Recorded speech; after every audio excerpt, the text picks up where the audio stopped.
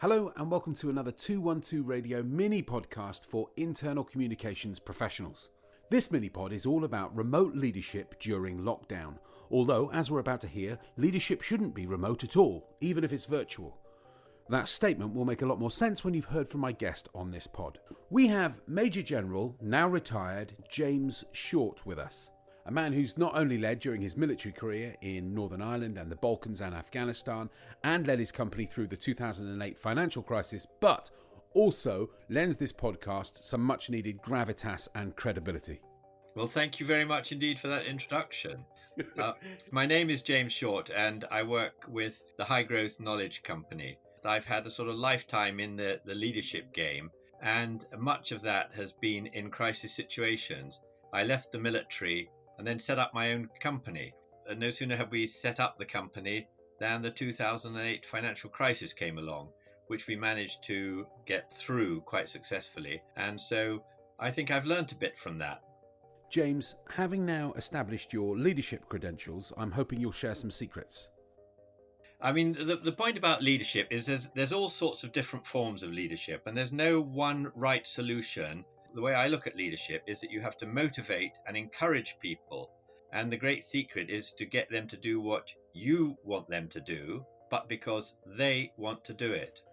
Well, that leads on to my first question, which is, what are the challenges of virtual or remote leadership?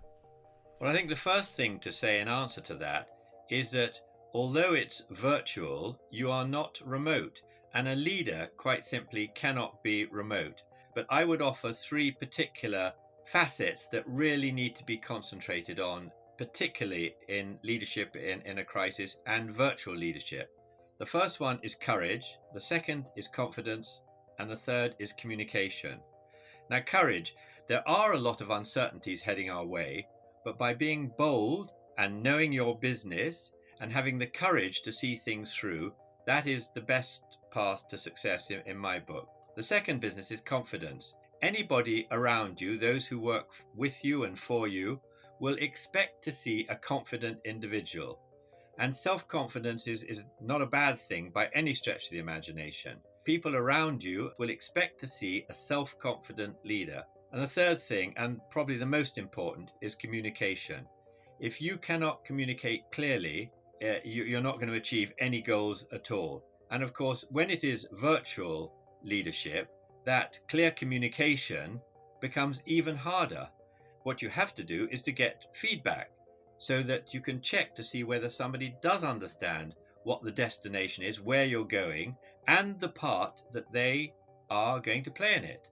And the way to do that is to listen to your staff and engage in conversation. And certainly with everybody becoming black belts on Zoom and stuff like that nowadays, communication skills can be as good almost as face-to-face. My next question is, how do we build trust with colleagues when we're all working from home? I mean, trust is all important. Trust is neither an abstract nor an intangible. It is absolutely the bedrock of how you do leadership in the best of times and certainly in the worst of times. One of the ways to do that is to delegate and know when to step in and when to step back.